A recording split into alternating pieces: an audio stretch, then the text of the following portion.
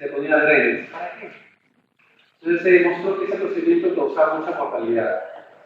Entonces, ahora el manejo conservador, ustedes ven el manejo conservador, no operamos a nadie.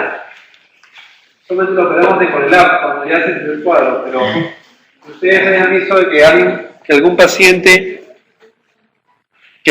se haya metido a sala de operaciones para abrir el páncreas, es muy raro.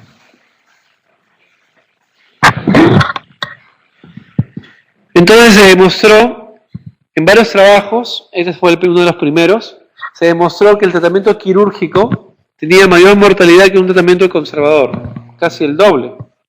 Por lo tanto, la idea era seleccionar a los pacientes para operar. Es así que se llega a que la única indicación absoluta para laparotomizar a un paciente con pancreatitis es cuando se demuestra que esa pancreatitis tiene necrosis y esa necrosis está infectada. O sea, si la pancreatitis no tiene necrosis, no se toca. Y si tiene necrosis, si se demuestra que está infectada, se toca. Y si no está infectada, no se toca. Acá tenemos necrosis para que vean cómo es una necrosis.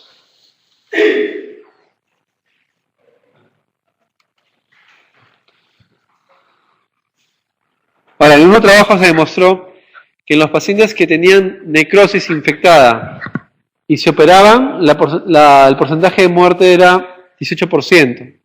Pero en el paciente que tenía necrosis infectada y no se operaba, la probabilidad de muerte era 50%. O sea, solamente se deberían operar los pacientes que tienen necrosis infectada, nada más. Ahora, existen otras indicaciones para operar pacientes con pancreatitis. ¿Ok? La absoluta, como les dije, es necrosis infectada, pero existen algunas relativas. ¿Como cuál? Como la presencia, que es la más común, de hipertensión abdominal. Entonces, una pancreatitis con gran distensión abdominal que hace síndrome compartimental abdominal, le hacemos una cirugía y un laparostomo. Pacientes con persistencia cuerdo séptico, más de 10 días, lo laparotomizamos. Pacientes con disfunción multiorgánica, lo laparotomizamos. ¿Okay? Ahora, otra indicación para operar a un paciente con pancreatitis, que no es directamente por la pancreatitis, sino por la enfermedad asociada es colangitis grave, ¿no? Pacientes que tienen pancreatitis aguda biliar y vienen con colangitis severa y no responden al tratamiento antibiótico, es una colangitis tóxica, lo tenemos que operar, pero no por la pancreatitis, sino para descomprimir la vía biliar.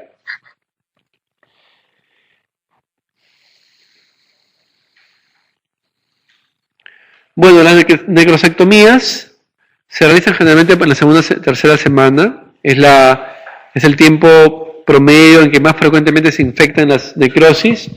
Y como ustedes ven en la figura, sacamos todo el páncreas necrótico, ¿no? Y eso se puede hacer de manera cerrada, de manera abierta, o drenaje semiabierto. De manera general, nada más para que vean. Y los drenajes van a la célula pancreática, que es, como ustedes se acuerdan, en la cavidad de los epiplones, esa es la célula pancreática y esa es la célula por donde ingresan los drenes que ustedes ven en la parte de acá.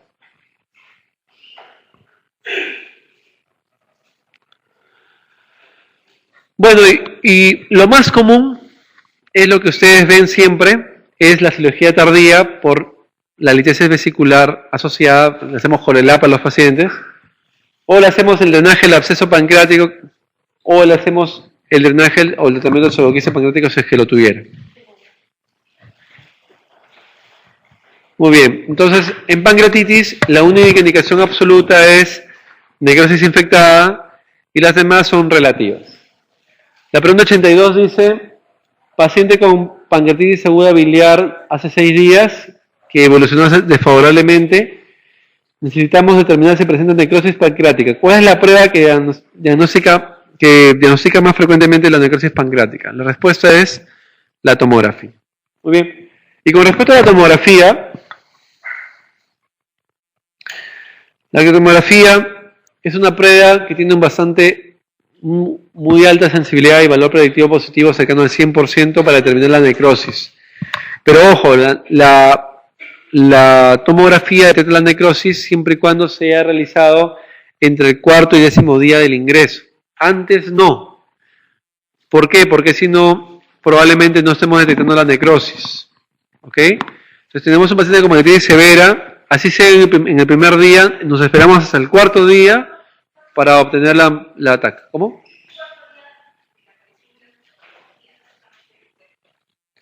Claro, el 4º día desde la aparición de la sintomatología, ¿no? Porque hay pacientes que llegan de otro lado, de varios días de evolución, ¿no? Claro. El problema es que el ransom, por decir, el ransom dice ransom al ingreso, no te dice ransom al momento de llegar. Pero en cambio, lo que es tomografía sí del momento de la sintomatología. Bueno, como ustedes saben, los criterios de Baltasar que están ahí en la diapositiva son los que mandan la severidad, ¿no? Sobre todo Baltasar D y E son los grados de severidad. Baltasar D, una colección, y Baltasar E, 2 o más colecciones, o necrosis, o gas.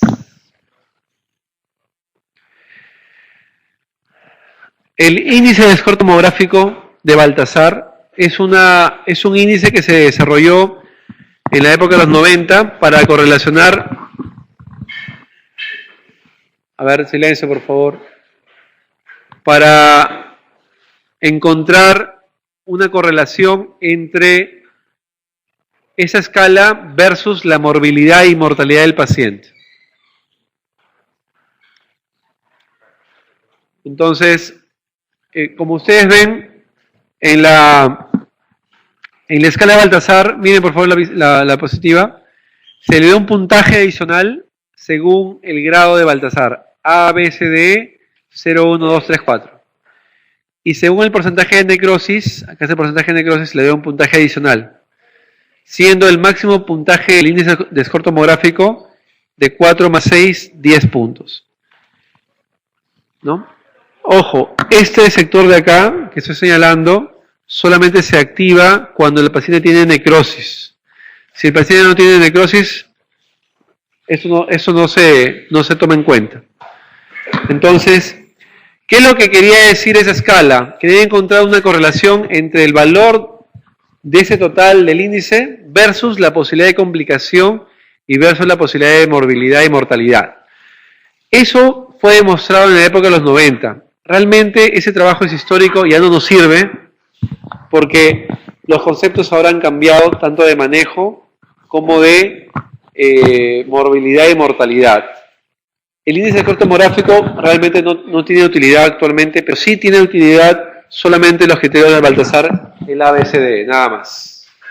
Por eso es que nosotros no insistimos en el índice de score tomográfico. Veo que algunos reportes de los radiólogos que hacen informe de tomografía ponen índice de score tomográfico 4, 1, o la residente de gasto por ahí pone también eso. En realidad no tiene mucha utilidad porque estos gráficos que se describieron en su trabajo original, que están acá, de demostrar la capacidad de producir complicaciones versus, acá está, este de acá, del índice de score tomográfico, correlacionarlo según la probabilidad de complicaciones o relacionado con el ransom, eso ya no tiene ningún sentido ahorita. Y se los pongo ahí solamente para que se acuerden que Baltasar describió en su trabajo original en el 90 y lo reafirmó en el 2002 en un trabajo que lo publicó en las clínicas quirúrgicas de Norteamérica y actualmente no se utiliza, ¿no? Así es que ese era lo que quería explicarles. Nos quedamos con el ABCD nada más.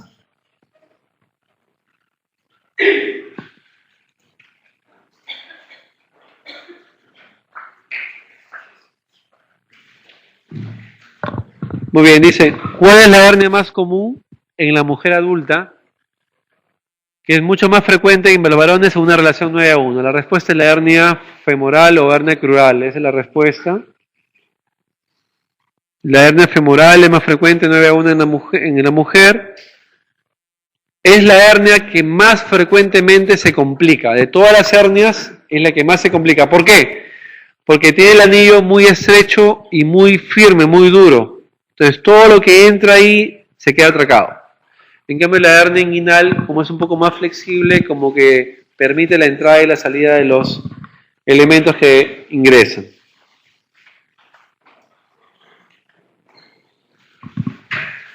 En los pacientes con hemorragia digestiva alta, el balón de Saken-Blackmore puede ser indicado en varices esofágicas sangrantes. 85. En lo que se refiere a la patología esplénica, la indicación hematológica más común para esplenectomía laparoscópica es PTI. La indicación más común es PTI. La enfermedad hematológica que responde mejor es esferocitosis. Hay que estar atentos, ¿ya? 86. Varón de 46 años con episodios recurrentes de vértigo periférico, 5 a 6 horas de evolución, hipoacusia, acúfeno, sensación de taponamiento, audiometría, hipoacusia perceptiva del oído derecho, la exploración neurológica normal, diagnóstico, Menier.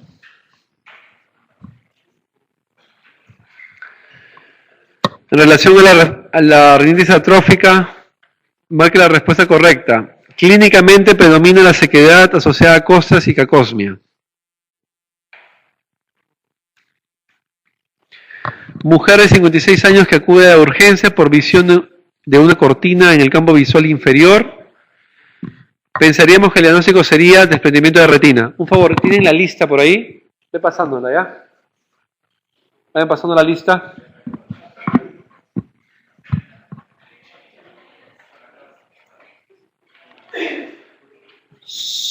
Ya vamos a terminar.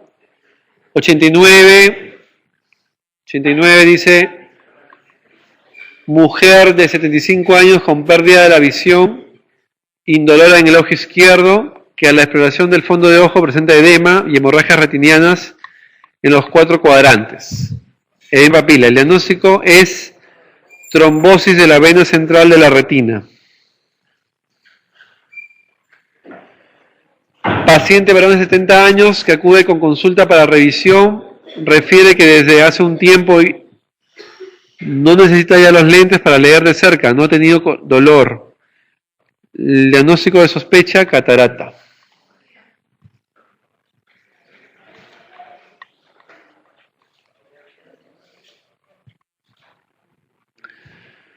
...91... Esta respuesta no la he desarrollado yo, la va a desarrollar el traumatólogo.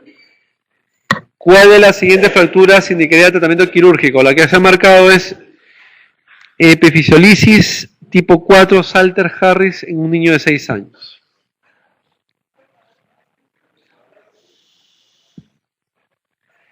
El síndrome comportamental, complicación frecuente de la fractura de calcáneo.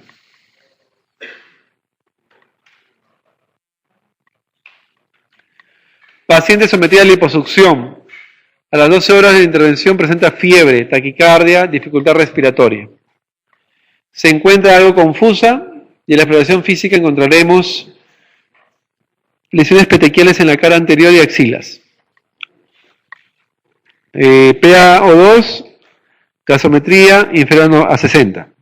Diagnóstico más probable, síndrome de embolia grasa. 94. Una paciente que sufre una fractura de tercio medio de la clavícula hace 8 meses. La fractura estaba desplazada, a punto de romper la piel. Se trató de manera conservadora, acude a la revisión por dolor en la zona del callo, sensación de movilidad. En la radiografía se observa un callo muy voluminoso y nos encontramos ante un caso de pseudoartrosis hipertrófica. En relación a las hemorragias subaranoidea, aneurismática, señale cuál de las siguientes afirmaciones es la correcta. Dice, la administración de dimodipino en la fase aguda disminuye la incidencia de isquemia cerebral secundaria.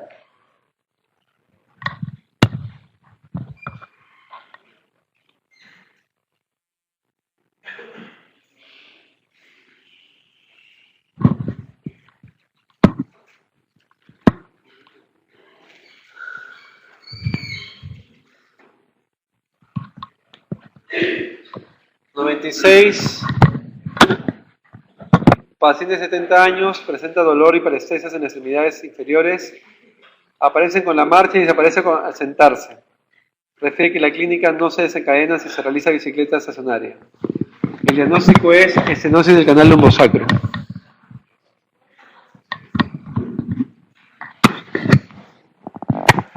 (97)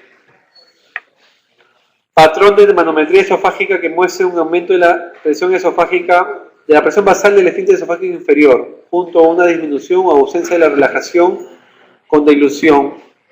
En la dilución es sugerente de acalasia. Acuérdense que, a ver, el cuerpo esofágico de acalasia, todas las células que tanto circulares como los urinarios del cuerpo esofágico no funcionan, están totalmente con una ausente. Y las fibras del esofágico inferior, el esofágico inferior están totalmente contempladas. Yo espero un tono en el cuerpo sea disminuido y en el fondo el esfínter sea totalmente aumentado. La respuesta vendría a ser la acalasia. Ajá. Ahora.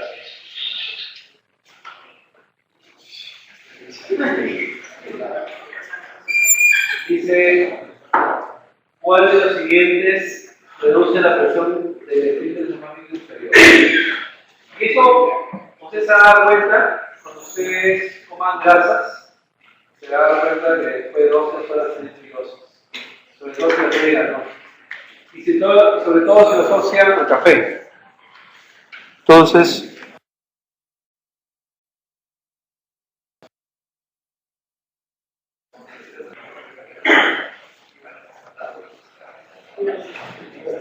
a ver, miren, se supone que uno va a tener reflujo cuando come eso. Y se supone que uno va a estar protegido del reflujo cuando consume ese tipo de alimentos. ¿Ok?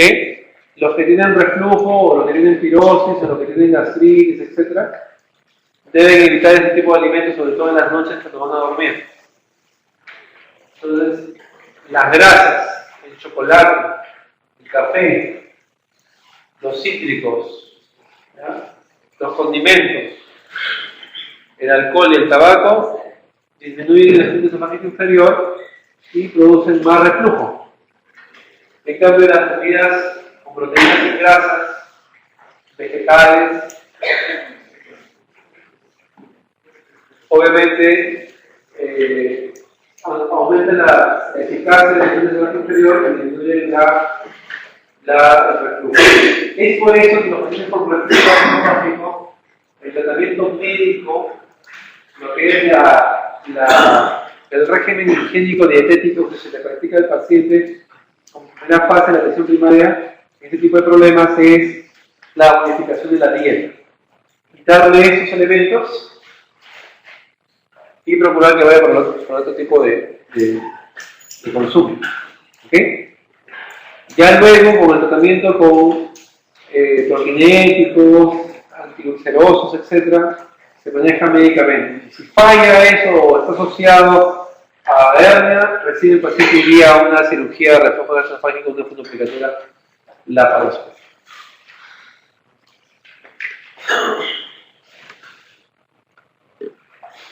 En isquemia mesentérica aguda se afecta con mayor frecuencia, obviamente, la arteria mesentérica superior.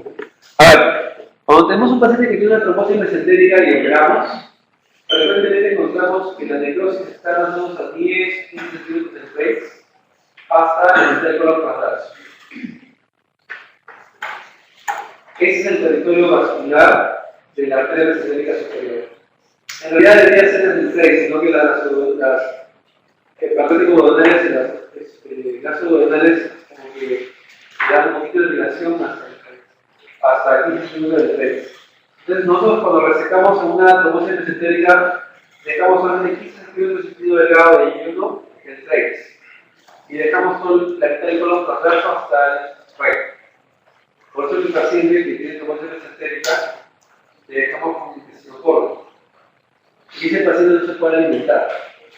Y ahí viene el gran problema. Si viene un paciente con trombosis mesentérica, la emergencia paciente, si lo operamos, ¿qué hacemos? Le sacamos todo el intestino delgado y todo el colon comprometido y lo dejamos que...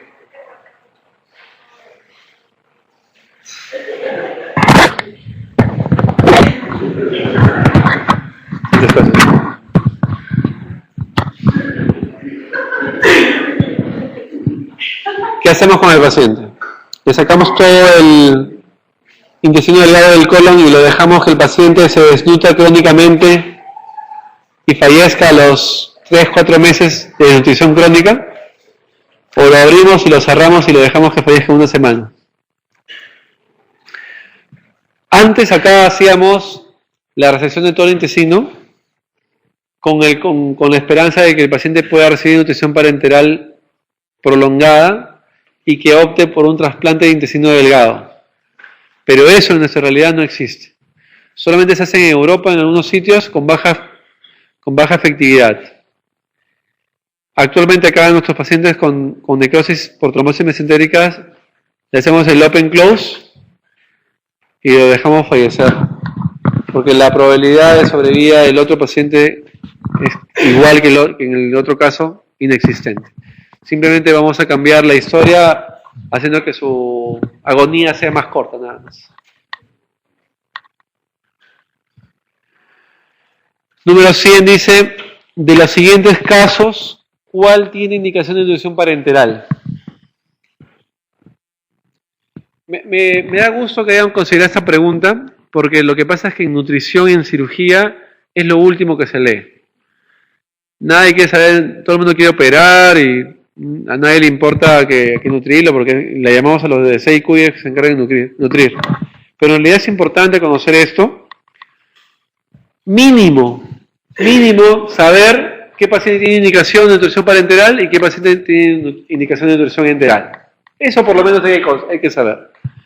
Entonces, miren, idealmente cuando el tránsito intestinal está indemne, idealmente la mejor forma de alimentar a una persona es por vía enteral, ¿no?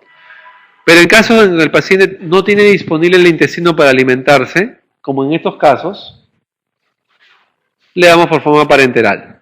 ¿Qué pacientes le damos por forma parenteral? Pacientes con obstrucción intestinal total o parcial, peritonitis, pancreatitis aguda severa, intestino corto, ilio, fístulas, politraumatismo, quemaduras. Ojo, nutrición parenteral es indicado cuando el paciente va a tener más de 7 días en NPO. Si el paciente va a estar menos de 7 días en NPO, se le mantiene en NPO y luego inicia la vía oral. Por eso es una peritonitis, ¿no? Peritonitis generalizada, con ilio de 4 días, de 5 días. No come 4 o 5 días con sonda nasogástrica con drenajes altos. Al 6º día se le retira la sonda y al 7º día se le da de comer y se acabó. Pero cuando el paciente tiene una peritonitis persistente, una terciaria que hay que operarlo 1, 2, 3, 4, 5 veces, ese paciente va a nutrición parenteral. Pacientes con intestino corto, como el caso que le explicaba, ese paciente no tiene ninguna opción a consumir ningún alimento, va a nutrición parenteral. Paciente con una fístula entérica de gasto alto y de localización alta también, en la que el paciente todo lo que come, como el dibujo animado, todo lo que come sale por acá. Entonces, en ese paciente no le vamos a dar nutrición enteral, tenemos que darle nutrición parenteral. Entonces, las indicaciones para la nutrición parenteral son muy específicas y en realidad también son cortas. Y para la nutrición enteral, creo que son todas las que están ahí, ¿no?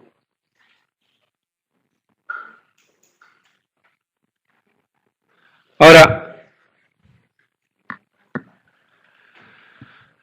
¿cuándo está contraindicada una nutrición parenteral? Cuando hay gente que dice, no, pero si va a estar en NPO 7 días, mejor hay que darle un poquito como para tenerlo así bien papeadito y resista bien la cirugía. Eso no funciona, porque la capacidad de nuestro organismo de hacer anabolia recién viene a partir del 7º o 10º día. O sea, ese curso corto no sirve para nada.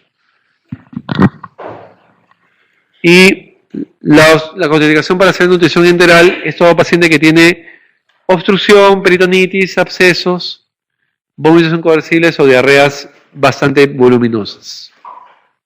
¿Ok? ¿Alguna pregunta final? ¿Algún tema que quieran que repase ahorita? Digan.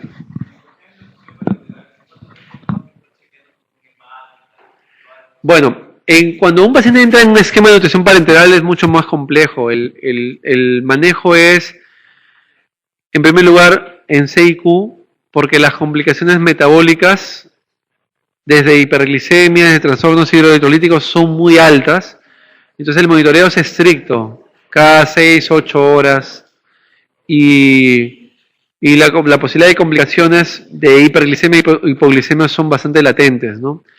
Por eso que el seguimiento, por eso que se considera la nutrición parenteral más cara, ¿no? Más cara y más sujeta a complicaciones que la nutrición enteral. Por lo tanto, mientras tengamos la opción de dar la nutrición enteral a nuestro paciente, sería la mejor, ¿no? No importa por vía no ayunal, pero le damos. ¿Algún tema que quieran que ha quedado duda? Acuérdense que acá ya no vamos a tener otra revisión hasta el examen. De repente, Chancay.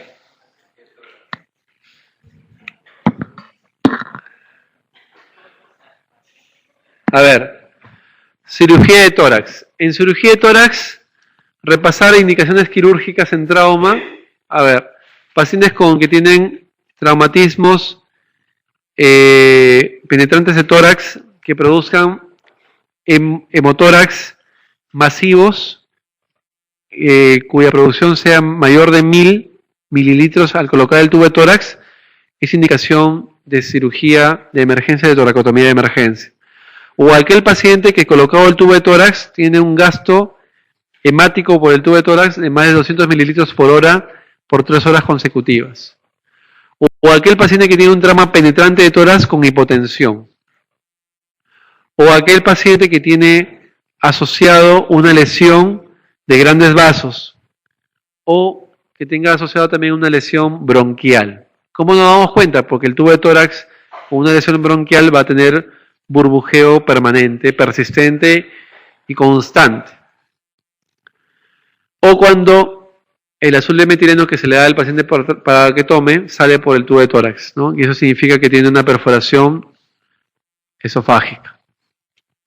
Creo yo que esas son las indicaciones para toracotomía de emergencia en pacientes con trauma torácico.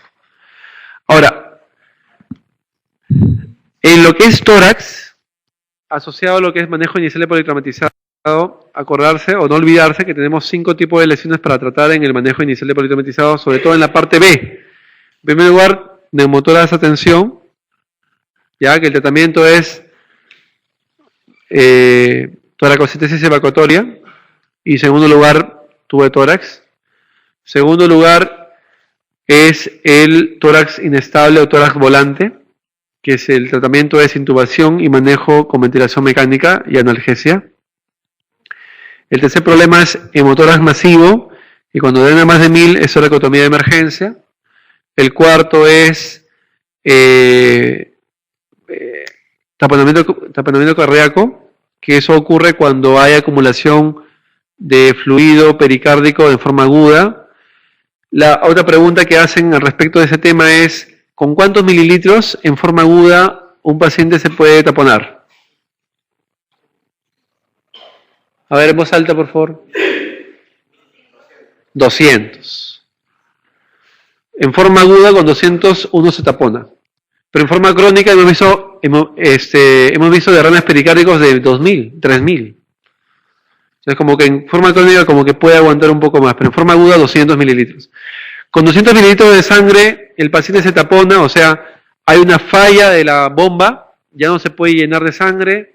En la telediástole, donde se produce el llenado auricular de la sangre, por la compresión extrínseca que ocurre por hemopericardio masivo que tiene, ya no se puede llenar de sangre, por lo tanto el gasto es 0. Y el paciente con la presión baja. El tratamiento del taponamiento cardíaco es pericardiocentesis evacuatoria y cirugía inmediata. Se le hace una esternotomía, una exploración. La ventana pericárdica ya no se hace. ¿Ya? En trauma, taponamiento cardíaco, por trauma es esternotomía o toracotomía lateral izquierda, en trauma. Pero en enfermedades crónicas con taponamiento, por decir un paciente con una tuberculosis pericárdica de 6 meses de evolución que viene taponado, a ese paciente le hacemos una ventana pericárdica y solucionó el problema. Pero en trauma, el tratamiento es esternotomía media o toracotomía izquierda, para descomprimir y rafiar el corazón. Y la última de las 5 complicaciones de trauma torácico en el manejo de la evaluación primaria del politraumatizado, la última es el neumotórax abierto, ¿no? Que es cuando ocurre cuando hay una zona de defecto en la pared torácica, que cuando es equivalente a 2/3 de la laringe, perdón, de la tráquea, se produce un defecto en esa zona y produce un déficit en los movimientos respiratorios del paciente porque hay gran entrada de aire de la atmósfera y no permite la ventilación adecuada. En esos casos, el tratamiento es un parche y meterlo a sala al paciente para hacerle una toracoplastía. ¿Ok? Eso es lo que le puedo hablar de cirugía de tórax asociado a todo lo que es trauma, ¿no? ¿Alguna otra pregunta? ¿Algún tema que quisiera que revise así rápido? ¿Dudas? No dudas, entonces ya les puedo preguntar algo. Dime.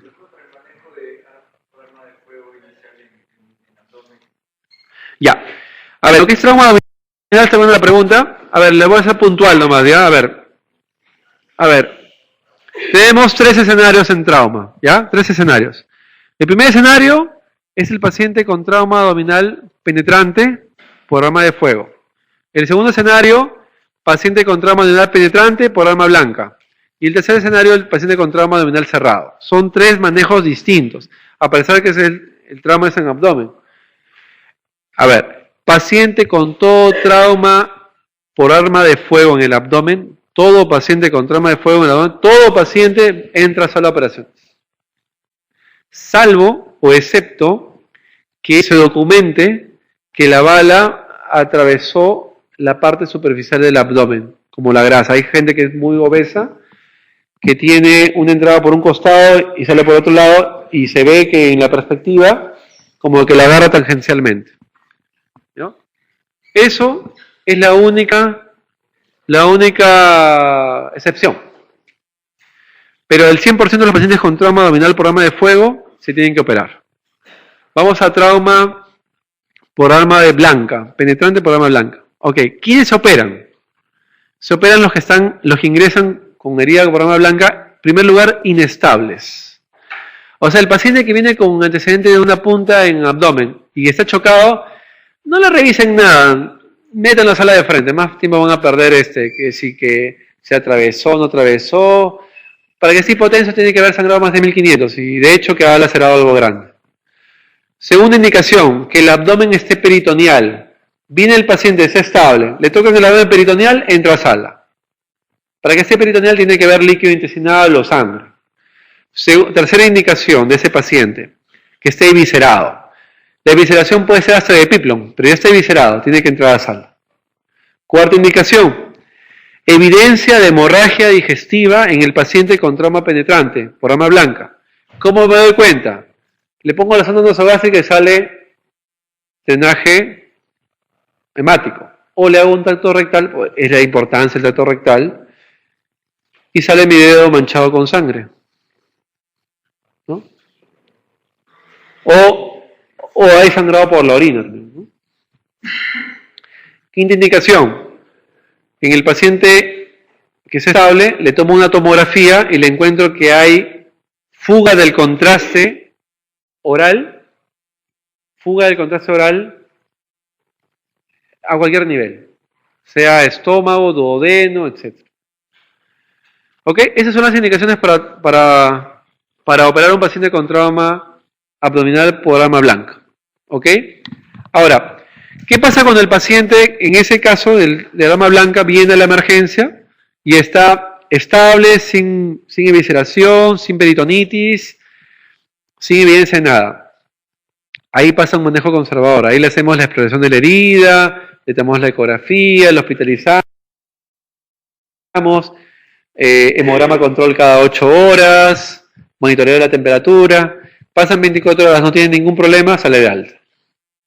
¿No? Eso es lo que se hace en trauma abdominal cerrado, perdón, trauma abdominal penetrante por arma blanca. Miren la diferencia, a pesar que los dos son penetrantes, miren la diferencia con el trauma por arma de fuego. ¿Por qué? Porque por arma de fuego, más del 95% de los pacientes tienen lesiones intraabdominales. En cambio, por arma blanca, solamente el 60%. O sea que hay un 40% que a pesar que hay evidencia que el arma blanca ha entrado al abdomen, porque tú ves que ha traspasado la fase anterior o posterior, inclusive el peritoneo, el 40% no tiene ninguna lesión. ¿Ya? Muy bien. Y para terminar, en trauma abdominal cerrado, las indicaciones para la laparotomía son poquitas. Uno, que sea inestable. ¿Ya? Dos, que tenga un hemoperitoneo importante. Y tres, que tenga una lesión de víscera hueca o de víscera sólida mayor evidenciada en las imágenes. Nada más. O sea, si yo tengo una tomografía que dice trauma hepático grado 4, lo tengo que operar. Trauma hepático grado 4 o 5, lo tengo que operar. Dime.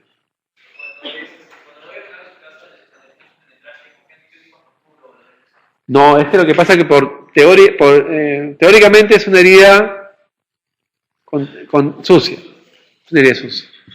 Le doy tratamiento. El tratamiento es según los gérmenes que tú sospeches. Yo le daría ciproclina, ¿no? Porque generalmente las armas blancas, los delincuentes los ensucian con heces, ¿no? Eso es lo que dicen ellos. Pregúntele si quiere. Dime.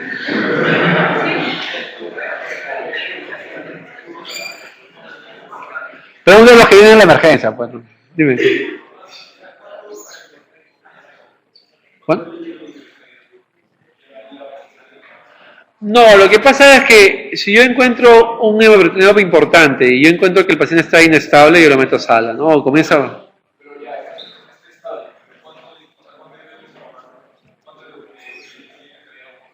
Lo que pasa es que hemos manejado hasta 1 litro, ¿no? Pero más de 1 litro no creo, ¿eh? Pero lo que pasa es que específicamente para definir eso es en base a qué órgano está afectado. Por decir, si yo tengo un paciente que tiene hemoperitoneo en 1000 y tiene un trauma esplénico grado 1, así tenga 1000 no lo opero.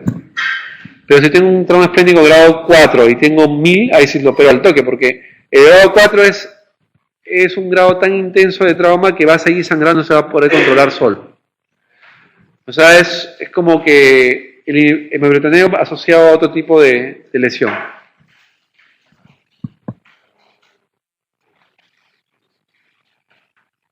¿Algún otro tema?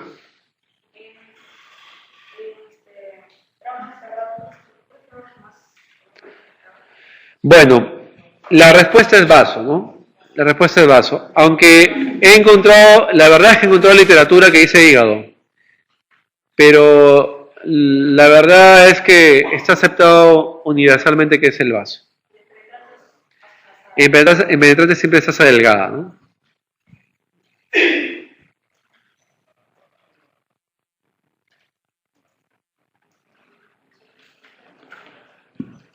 ¿Alguna otra pregunta?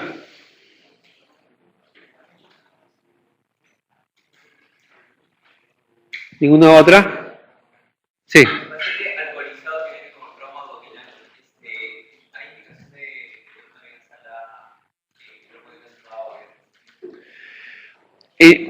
O sea, con la variable que está alcoholizado. Ya, mira, el gran problema que nosotros tenemos es la alteración de la conciencia. O sea, cuando el paciente está alterado por trauma, por drogas, por alcohol, o sea, imagínate que el paciente tenga un TEC o que el paciente tenga un trastorno asociado a un fármaco o alcohol, no te va a decir au, no te va a decir me duele acá, o no te va a decir me he caído así, o me han baleado así, o me han metido, me han acuchillado así. Simplemente llega el paciente. El gran problema que nosotros tenemos es el abdomen no evaluable, ¿no? Entonces el abdomen no evaluable nosotros lo definimos en base a la estabilidad hemodinámica del paciente y en base a las imágenes. Si tenemos estigmas de trauma penetrante y que está inestable, entramos a sala. Pero si el paciente está estable, ¿no? Y tenemos un abdomen no evaluable, le pedimos un átomo. En el átomo, ¿qué buscamos? Fuga de contraste, aire libre, neumoperitoneo. ¿Qué más buscamos? Evidencia de trauma de víscera sólida, trauma de vaso, trauma de hígado, trauma del riñón. Entonces, en pocas palabras, lo definimos con la hemodinamia y con las imágenes. Dime.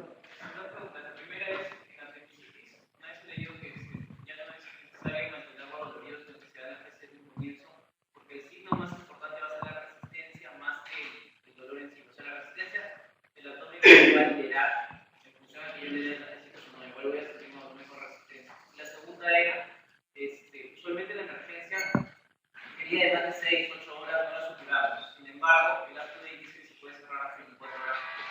Sí. Ya, con respecto a la primera pregunta, realmente nosotros no le ponemos analgésicos. O sea, lo que se debe hacer es lo siguiente. Paciente con diagnóstico de apendicitis, y si se va a operar en la misma institución, con orden presentada, se le ponen analgésicos, inclusive hasta le podemos poner petidina, inclusive, y puede esperar con analgesia hasta que se opere. El problema surge cuando el paciente se tiene que transferir. Me ha pasado un montón de veces que el paciente le pone su analgésico, tú lo transfieres a otro lado, llega al otro lado, y el cirujano que tiene otro tipo de repente, de manejo, de actitud,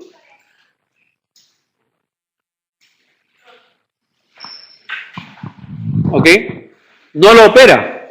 A pesar de que tú dices, no, que el signo de la resistencia manda. Pero no lo operan, ¿por qué? Porque lo que quieren es buscar el diagnóstico. Como el diagnóstico es clínico, quieren encontrar el Malbut, el Rosen, el Bloomer, todo. Pero es muy peligroso poner analgésicos en un paciente que lo vas a transferir y que le va a dar otro médico.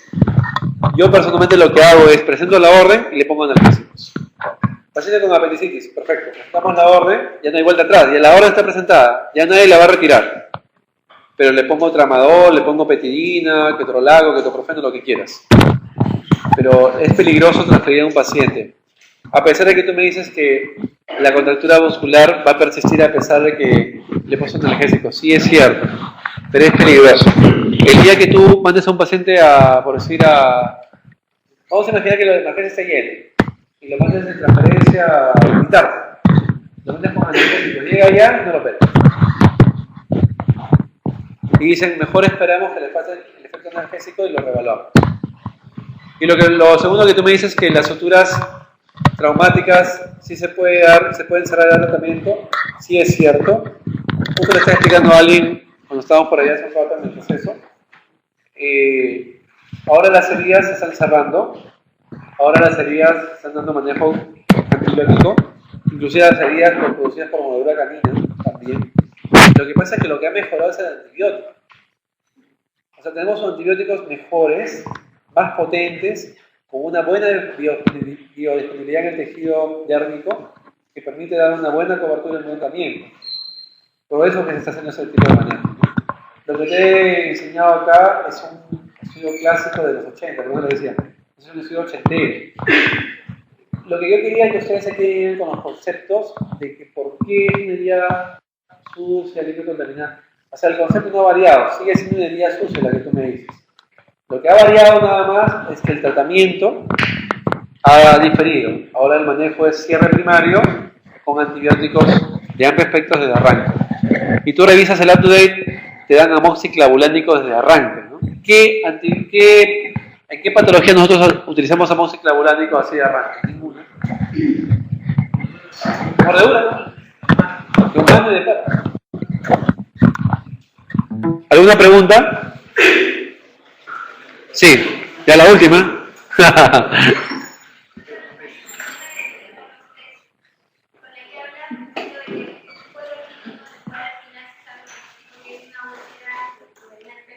Ya.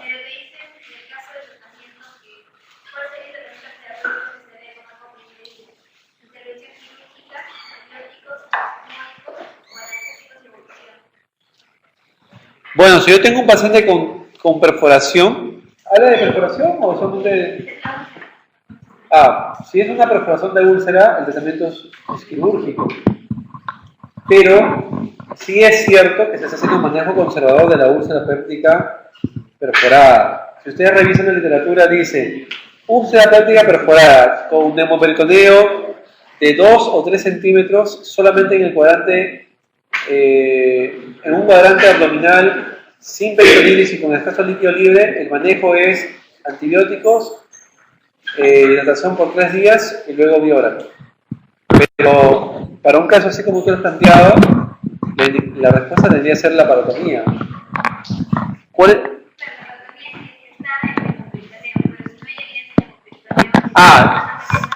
Le pones una sonda nasogástrica, le colocas aire, sensibilizas al paciente y le tomas una nueva placa.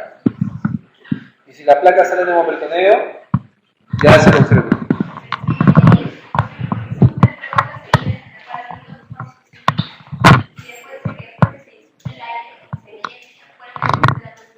Claro. La respuesta vendría a ser, la primera sería úlcera péptica, la segunda vendría a ser sonda nasogástrica, y la tercera, hay aire, y la tercera vendría a ser la parotomía. Ya, muy bien, gracias.